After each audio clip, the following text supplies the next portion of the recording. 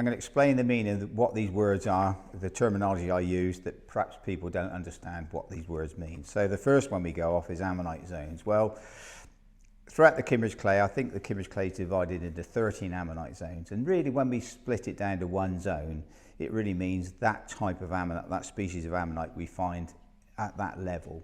And often it dies out as we go through time. So that really is a technical way of describing where the ammonites are and where we find them. So if we find say from the Kimmeridge clay in Kimmeridge Bay, an Ortitiodorensis zone ammonite, which is Alica stephanus, we can go to Russia and we can see the same ammonite. So we can work out what zones are even when we go laterally for huge distances.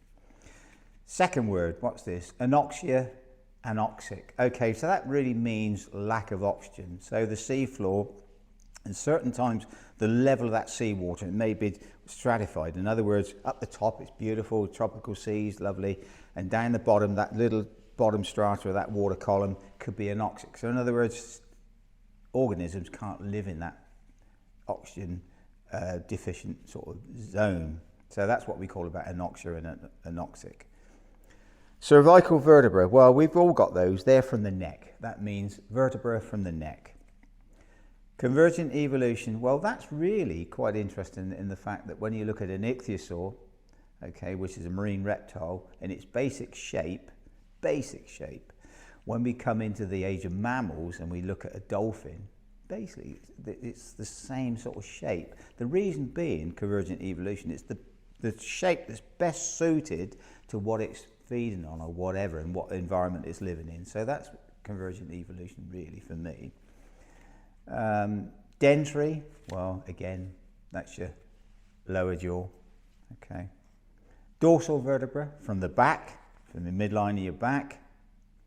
Mass extinction event, well, that's really where we're probably in one now where lots and lots of species are going extinct through certain causes. Some of them can be volcanic or whatever, and at the moment it's actually us killing the species or eradicating them. So mass extinction is really where a lot of species go extinct. Fossiliferous, well, that means when I'm looking in rocks and they got fossils in there, fossiliferous rocks, so it contains fossils.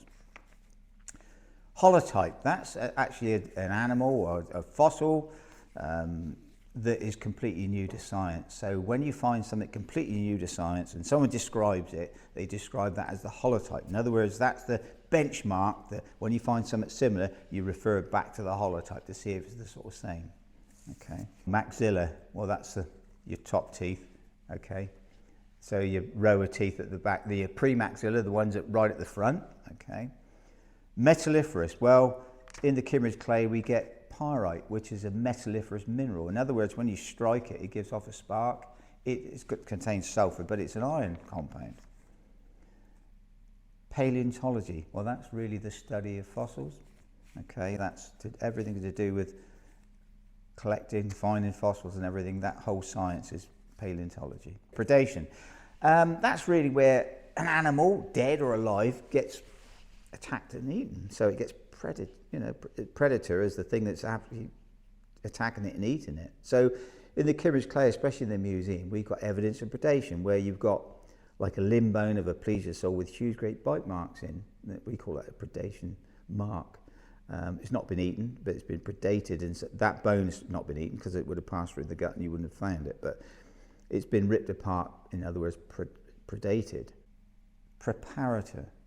Well, that's really what I am in some ways. So when you find a fossil and it's in the unclean state, you might bring a slab in and you can't see what you really think's under the matrix, under the rock. You prepare it out. In other words, you clean it. And there's people that are actually employed solely in museums as a preparator. It's a very skilled job that actually doesn't get the credit that it's due in some way. So when an academic comes along and looks at it and studies it, he doesn't appreciate the fact that the amount of work that's gone into it to reveal what he's going to study and describe.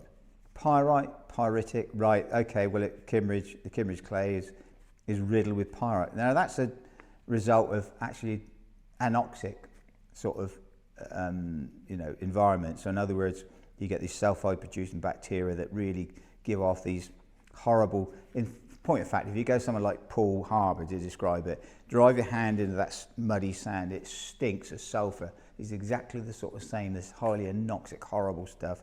And it forms pyrite. And we get masses and masses of pyrite, and it's the bane of our lives in some way, because all the fossil bones we get and the fish, the basic mineralization, or the mass of it, is actually pyrite, which is an unstable mineral, which we have to keep all our fossils, Pyritic fossils, in an environment, humidity controlled. So we keep it down to about 40%, if not lower if we can, to stop that pyrite decay, because it's brought about by humidity. And what happens is the sulfuric acid that's contained within the pyrite leaches out, and it actually self-digests itself. So a large bone that you could beat someone around the head with and, you know, knock them out, ends up through time as a white mass of fluff and horrible smelly debris. So that's really what that's. Scapula, well, again, that's shoulder blade.